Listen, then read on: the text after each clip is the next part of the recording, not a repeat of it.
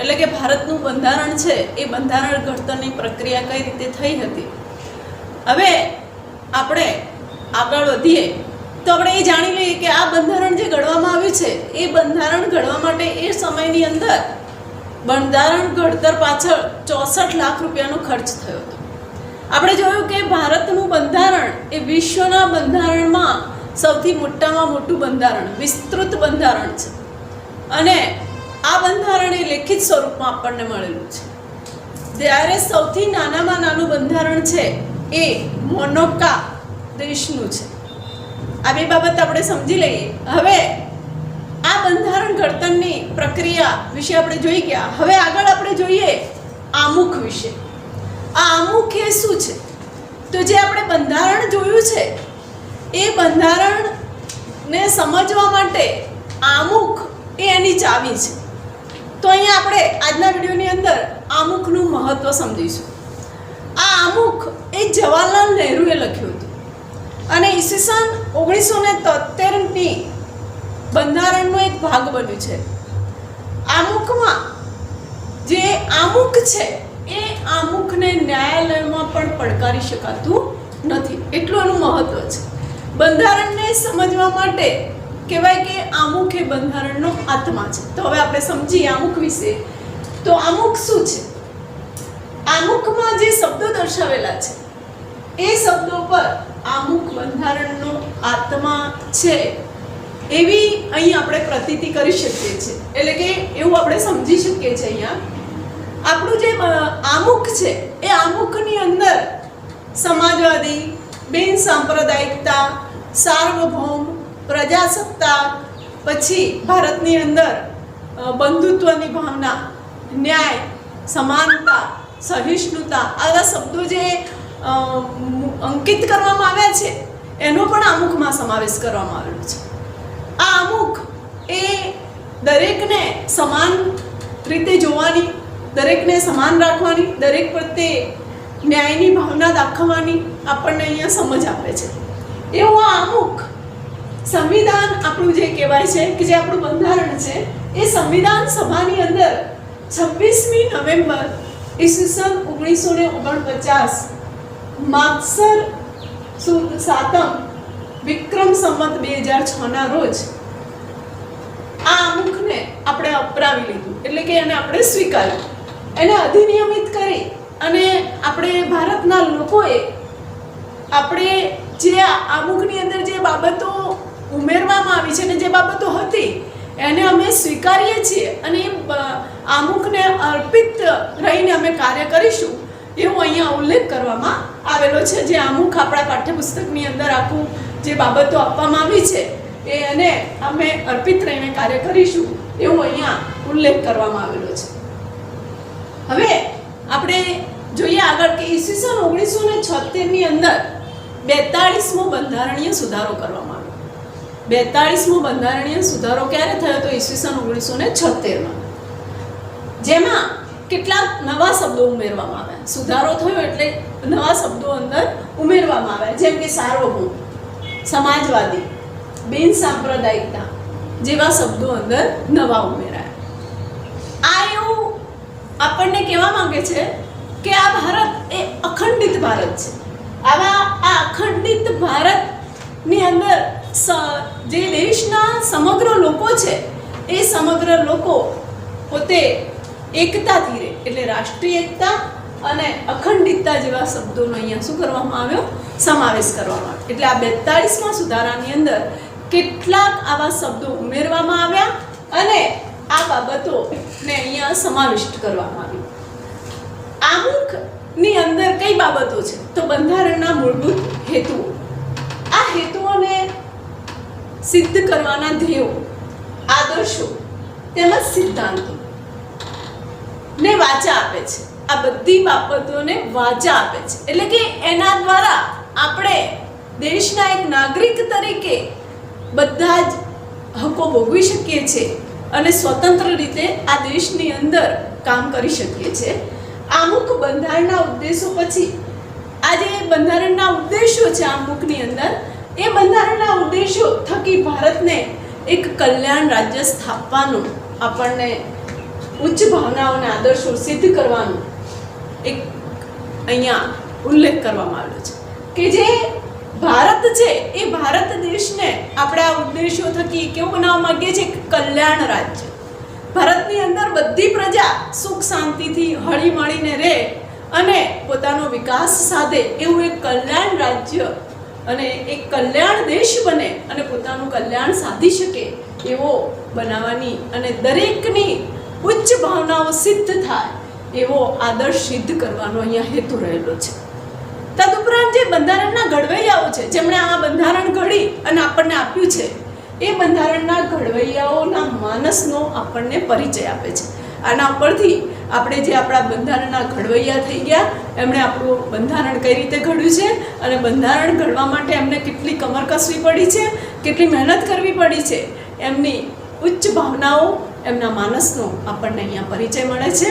તો હવે આપણે આગળ જોઈએ આમુખ. વિદ્યાર્થી મિત્રો, હવે આપણે આમુખના મહત્વ વિશે સમજીએ. આમુખને બંધારણનો આત્મા કયો છે? આવો પ્રશ્ન પણ પરીક્ષામાં પૂછાઈ શકે છે. તો આપણે સમજીએ કે આમુખ બંધારણનો આત્મા કેવું છે. તો આમુખને બંધારણનો આત્મા કેમ કહ્યો છે? તે એ રીતે તેનું સવિશેષ મહત્વ કેમ બતાવ્યું છે? કોઈ પણ કાયદો ઘડવો હોય તો એ કાયદાના ઘડતરમાં, એ કાયદાને પૂરેપૂરી તે સમજવા માટે, એનું અર્થઘટન કરવા માટે આમુખ એ શું કરે છે? માર્ગદર્શન આપે છે. એટલે કે કાયદો જ્યારે ઘડાયો છે તો એ કાયદો શા માટે ઘડવામાં આવે છે? એ કાયદો પ્રજાના હિતમાં કેટલો છે કે નહીં, પ્રજાને ઉપયોગી છે કે નહીં, એ બધી બાબતને સમજી અને પછી એ કાયદો ઘડવામાં આવે છે. એને પૂરેપૂરી સમજ આપવા માટે, માર્ગદર્શન આપવા માટે આમુખ અહીંયા મહત્વનું છે. હવે કોઈ પણ વસ્તુ હોય કે કોઈ પણ કાર્ય આપણે કરીએ છીએ તેના પાછળનો કંઈ ને કંઈ આપણો હેતુ હોય છે. તો અહીંયા પણ કાયદાનો હેતુ શું છે? એટલે કે કોઈ પણ કાયદો ઘડવામાં આવે છે તો એના પાછળનો શું હેતુ છે? એ હેતુ તથા તેનો આદર્શ, કાયદો ઘડવા પાછળ સંસદની નીતિ શું છે? જે સંસદ આપણી છે એના અંદર બેઠેલા જે સભ્યો છે સંસદમાં, એ સંસદમાં બેઠેલા સભ્યોએ સર્વાનુમતે આ કાયદો બને છે.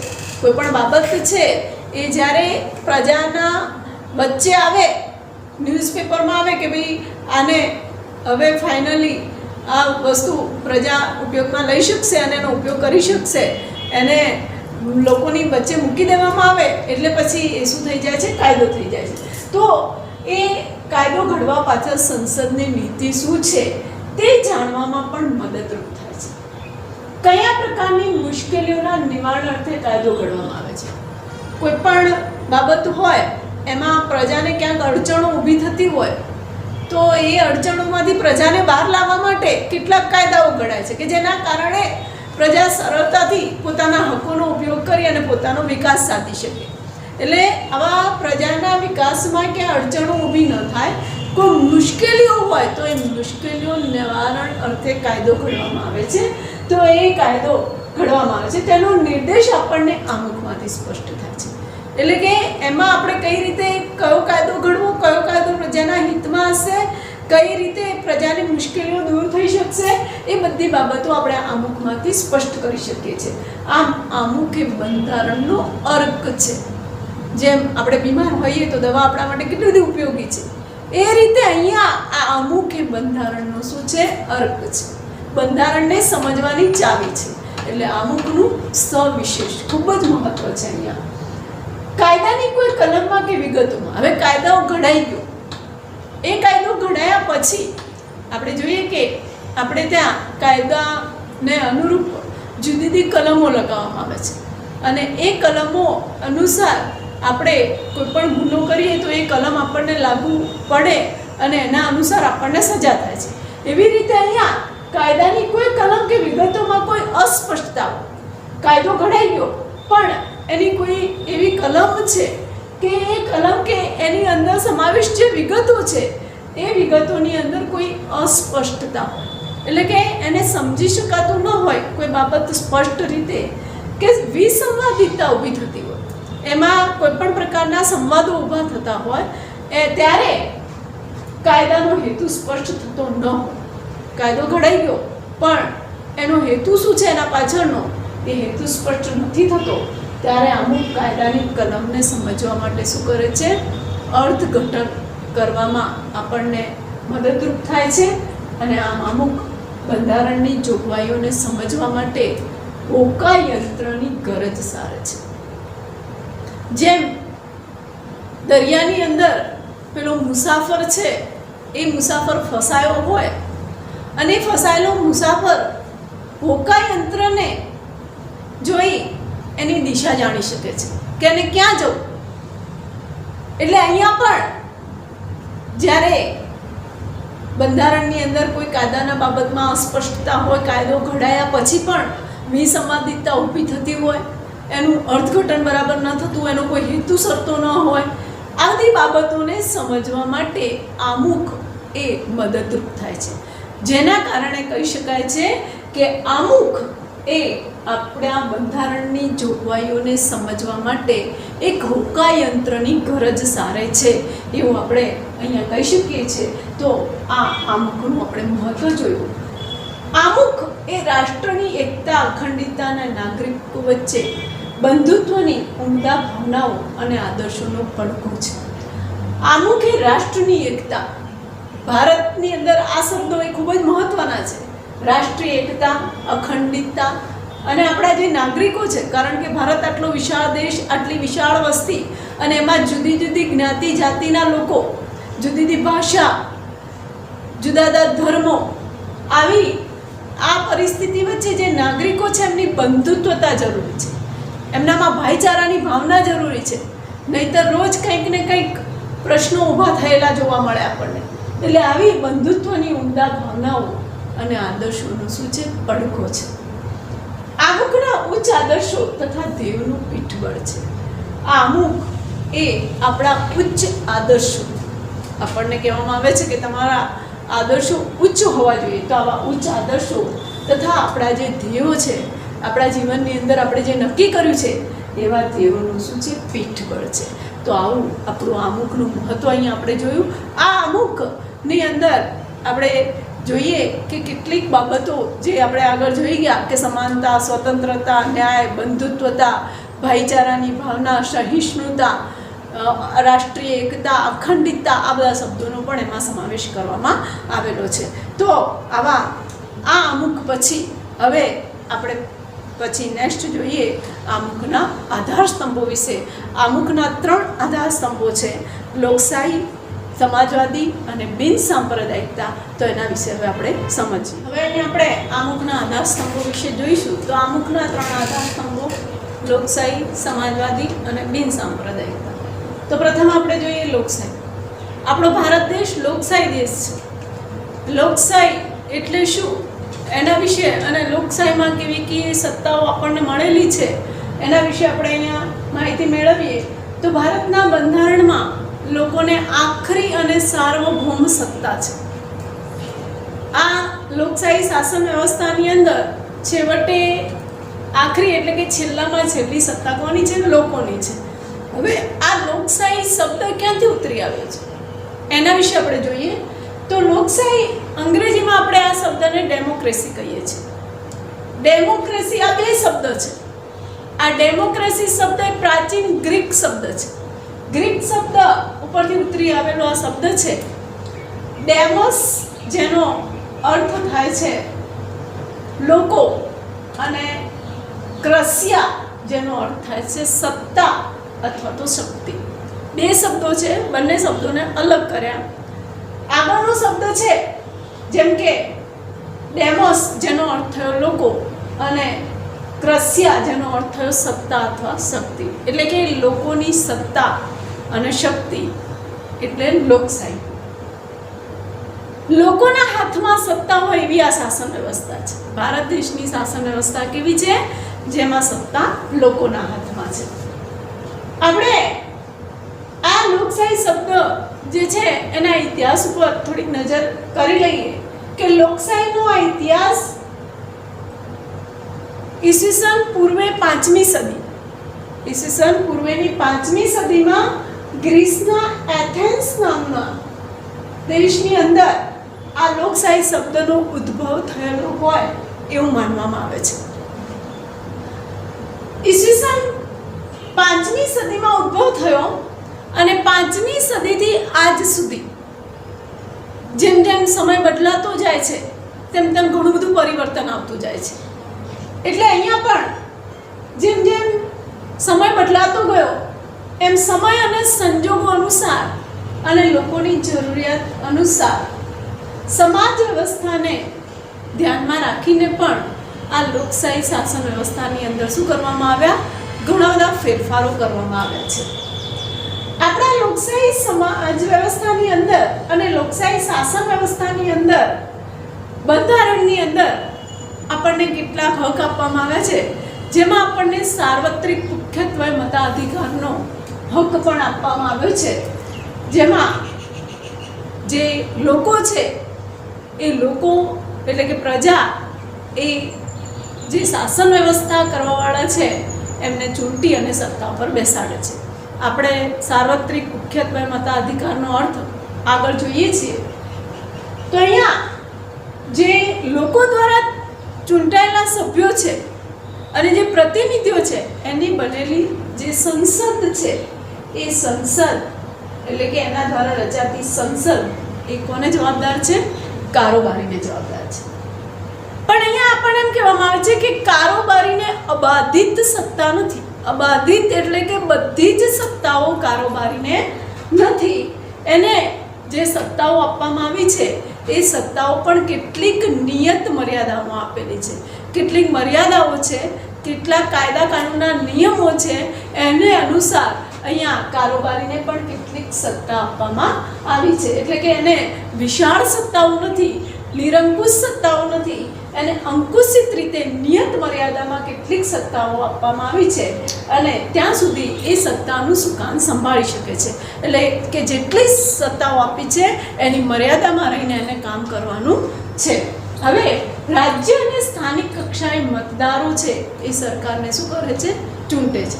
આપણા ભારત દેશની અંદર નીચેથી ઉપર સુધી આખું આપણે માળખું જોઈએ તો નીચલા લેવલે ગ્રામ પંચાયત છે. ગ્રામ પંચાયત, તાલુકા પંચાયત, જિલ્લા પંચાયત, પછી આપણે જોઈએ કે જ્યાં જ્યાં શહેરો હોય છે ત્યાં આગળ નગરપાલિકાઓ કામ કરતી હોય, વિશાળ મોટા મહાનગરો હોય ત્યાં મહાનગરપાલિકાઓ કામ કરતી હોય છે. એટલે કે સત્તાનું વિકેન્દ્રીકરણ કરી દીધું છે. કોઈ એક વ્યક્તિના હાથમાં સત્તા નથી. એટલે સત્તાઓનું વિભાજન કરવામાં આવેલું છે. જુદા જુદા સભ્યોના હાથમાં સત્તાઓનું સુકાન સોંપવામાં આવ્યું છે અને એ રીતે આખી કામગીરી થાય છે. એટલે મતદારો છે એ મતદારો એ રીતે સરકારને નીચલા લેવલથી ઉપર સુધી શું કરે છે? ચૂંટી કાઢે છે. લોકશાહી રાજ્ય એટલે શું? આપણે લોકશાહી એટલે શું એનો અર્થ સમજીએ તો લોકશાહી એટલે લોકોનું, લોકો વડે અને લોકો માટે ચાલતું શાસન. લોકોનું, લોકો વડે અને લોકો માટે ચાલતું શાસન એને આપણે શું કહીશું? લોકશાહી. લોકોનું શાસન, લોકો વડે એટલે કે લોકો જેને ચૂંટે છે એ જ સત્તા પર બેસે છે અને સત્તા પર બેઠેલા જે લોકો છે એ લોકો એટલે કે જે સભ્યો છે એમને લોકો માટે જ કામ કરવાનું છે. એટલે અહીંયા કહેવામાં આવે છે લોકોનું, લોકો વડે અને લોકો માટે. સાચી સત્તા લોકોના પ્રતિનિધિઓના બનેલા પ્રધાનમંડળમાં સ્થાપિત કરવામાં આવી છે. એટલે કે લોકોએ જે સભ્યોને ચૂંટીને મૂક્યા છે અને જેના દ્વારા આખું જે પ્રધાનમંડળ તૈયાર થયું છે એ પ્રધાનમંડળને વિશેષ સત્તાઓ છે. જેમ કે આપણા વડાપ્રધાન છે તો એ વડાપ્રધાનને વિશેષ સત્તાઓ છે. પણ એ સત્તા પણ ક્યારે હોય? કે જ્યારે પૂરેપૂરી સીટો એને મળતી હોય અને પૂરેપૂરી એની બહુમતી હોય ત્યારે. ક્યારેક આપણે જોઈએ કે બહુમતી ન મળતી હોય તો સરકારને શું કરવો પડે? બીજા પક્ષનો ટેકો લેવો પડે. અને આવી જે ટેકાવાળી સરકાર છે એ પોતે જાતે નિર્ણય નથી લઈ શકતી અને ટેકો લીધેલો હોય એવા સભ્યોની ને એમની સાથે ચર્ચાઓ કરવી પડે, એમની સંમતિ લેવી પડે તો જ એ પોતે નિર્ણય લઈ શકે છે અને કંઈક કરી શકે છે. પણ અહીંયા જેને પૂરેપૂરી સત્તા છે એ પોતે જાતે નિર્ણય લઈ શકે છે. જેમ કે આપણા વડાપ્રધાન નરેન્દ્ર મોદી અચાનક નોટબંધીનો નિર્ણય લીધો જેની કોઈને ધ્યાન પણ એટલે કે કોઈને જાણ પણ નથી. એટલે એને પૂરેપૂરી સત્તા છે. એટલે પ્રધાનમંડળમાં સ્થાપિત થયેલી છે. પ્રધાનમંડળની રચના સંસદમાંથી જ કરવામાં આવે છે. આ જે પ્રધાનમંડળ છે એ લોકોએ બનાવેલી જે સંસદ છે એ સંસદમાંથી જ એની રચના થાય છે. પ્રધાનમંડળની રચના સંસદમાંથી થઈ એટલે સંસદને જવાબદાર છે એવું કહી શકાય છે. અહીંયા આપણે જોયું કે લોકોનું શાસન છે. અહીંયા આપણે પહેલાં જેમ રાજા રજવાડાઓ હતા એમ કોઈ વંશ પરંપરાગત શાસન નથી. અહીંયા કોઈ રાજાશાહી શાસન નથી. અહીંયા કોઈ રાજા પોતે એ સર્વે સર્વા એટલે કે સત્તા પર બેઠેલો વ્યક્તિ છે એણે પ્રજાને ધ્યાનમાં રાખીને કાયદા કાનૂન પણ ઘડવા પડે અને નીતિ નિયમો પણ બનાવવા પડે છે અને નિર્ણયો પણ લેવા પડે છે. એટલે કે પ્રજાને હિતમાં હોય એ રીતે કાર્ય કરવું પડે છે તો જે સત્તા ઉપર ટકી શકશે, બાકી નહીં. એટલે અહીંયા કોઈ વંશ પરંપરાગત શાસન વ્યવસ્થા નથી. અગાઉ જ્યાં વંશ પરંપરાગત શાસન એટલે તમને ખબર હશે કે કેવું શાસન, કે જે શાસન ઉપર બેઠેલો રાજા છે એ રાજા પોતે શાસન કરી શકે ત્યાં સુધી કરે, પછી જો એની શક્તિ ન હોય કે કોઈ પણ કારણસર એનું અવસાન થાય તો એનો દીકરો ભલે ગમે તેટલો નાનો હોય તો એનો વારસ બનાવવામાં આવે અને એનો એ વારસ કહેવાય, એ ગાદીનો એ અધિકારી કહેવાય. એટલે એને વારસદાર તરીકે નિમી દેવામાં આવે. પછી ભલે એ નાનો હોય તો બીજો કોઈ શાસન ચલાવે તો ચાલે, પણ એનો વારસદાર તો એ જ કહેવાય છે. એવું વંશ પરંપરાગત શાસન આજે આપણા દેશમાં નથી. એટલે અહીંયા આપણે ત્યાં સમય મર્યાદા પણ નિયત કરેલી છે કે વ્યક્તિ 5 વર્ષ સુધી શાસન કરી શકે છે. ભલે તે ગમે તેટલું સારું શાસન કરશે, ગમે તેટલી સારી એ રીતે એ પોતે પ્રજાને કાર્યમાં હિતના કાર્યો કરશે, છતાં પણ એ 5 વર્ષથી વધારે શાસન કરી શકતો નથી, કારણ કે અહીંયા સમય મર્યાદા છે. પછી એને ફરીથી પોતે પોતાની એ જ્યારે ચૂંટણી લડાય છે એટલે એમાં ચૂંટણી પત્રક ભરીને પોતાની ઉમેદવારી નોંધાવીને ફરીથી સત્તા ઉપર એ લોકોની સંમતિ આવે તો બરાબર છે, બાકી એ પોતે 5 વર્ષથી વધારે સત્તા ઉપર રહી શકતો નથી. કોઈ પણ કારણોસર ક્યારેક જ્યારે ચૂંટણી મોડી થાય એવા કોઈ કારણો હોય તો એવા સમયમાં કદાચ સમય લંબાઈ જાય તો બરાબર છે, બાકી અહીંયા એક સમય મર્યાદા બાંધવામાં આવી છે 5 વર્ષની. એટલે 5 વર્ષ સુધી એ પોતે સત્તા ઉપર રહી શકે છે.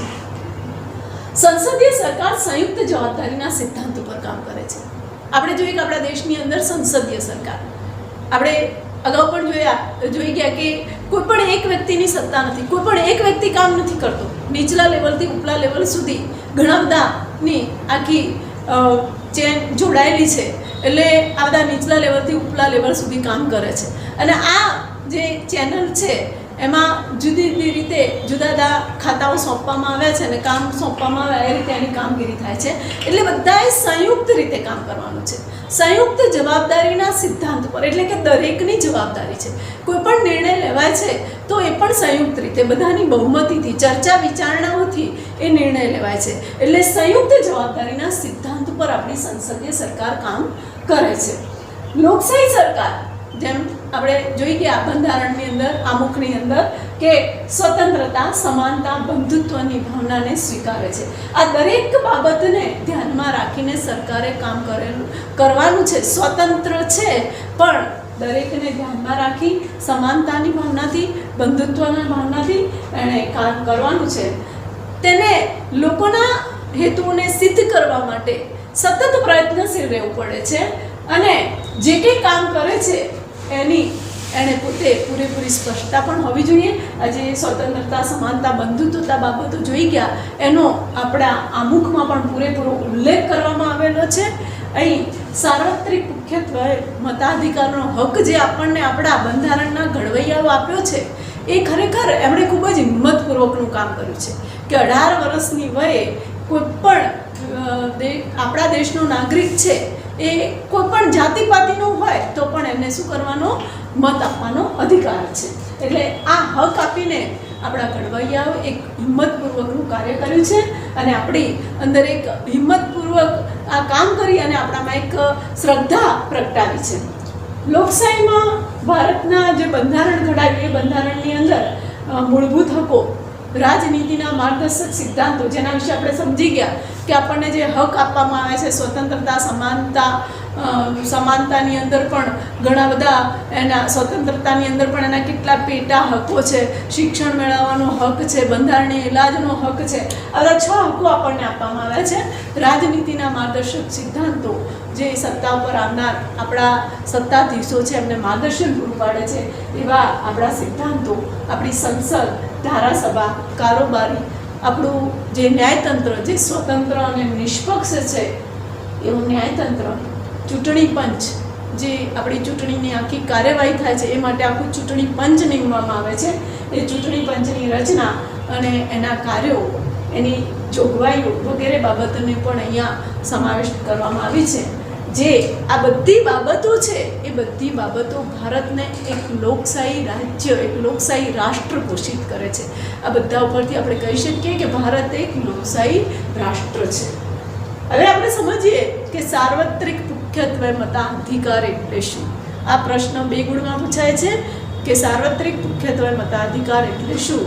તો ભારત દેશના નાગરિકને કોઈ પણ જ્ઞાતિનો હોય, કોઈ પણ જાતિનો હોય, કોઈ પણ ધર્મનો હોય, પછી ભલે એ સ્ત્રી હોય કે પુરુષ હોય, એની ભાષા કોઈ પણ હોય, એની આવક ગમે તેટલી હોય, મોટો ઉદ્યોગપતિ હોય કે નાનો સામાન્ય વ્યક્તિ હોય, અને એણે ભલે શિક્ષણ પ્રાપ્ત કરેલું હોય કે અભણ હોય, નિરક્ષર કે સાક્ષર, એવો પણ કોઈ પણ પ્રકારનો ભેદભાવ દાખવવામાં આવતો નથી. જન્મસ્થાન એટલે કે ભારત દેશના કોઈ પણ રાજ્યમાં જન્મેલો હોય એનો પણ કોઈ ભેદભાવ દાખવવામાં આવતો નથી. આવા કોઈ પણ પ્રકારનો ભેદ દાખવ્યા વગર એને જે મત આપવાનો અધિકાર આપવામાં આવેલો છે એને શું કહેવાય છે? સાર્વત્રિક મુખ્યત્વે મતાધિકાર. તો અહીંયા આપણે લોકશાહી શાસન વ્યવસ્થાની અંદર આ બધી બાબતો સમજ્યા કે લોકશાહી એ શું છે અને લોકશાહી શાસન વ્યવસ્થા કોને કહેવાય એ બાબત, અને સાર્વત્રિક મુખ્યત્વે મતાધિકાર વિશે આપણે સમજ્યા. આ પ્રશ્નનો જવાબ તમારે તમારી નોટબુકમાં લખવો અને તૈયાર પણ કરવો કે સાર્વત્રિક મુખ્યત્વે મતાધિકાર એટલે શું. હવે આના પછી આપણો જે બીજો આધારસ્તંભ છે સમાજવાદી, આપણા દેશની જે સમાજવાદી વ્યવસ્થા છે એના વિશે અને બિન સાંપ્રદાયિકતા વિશે પછી આપણે નેક્સ્ટ સમજીશું.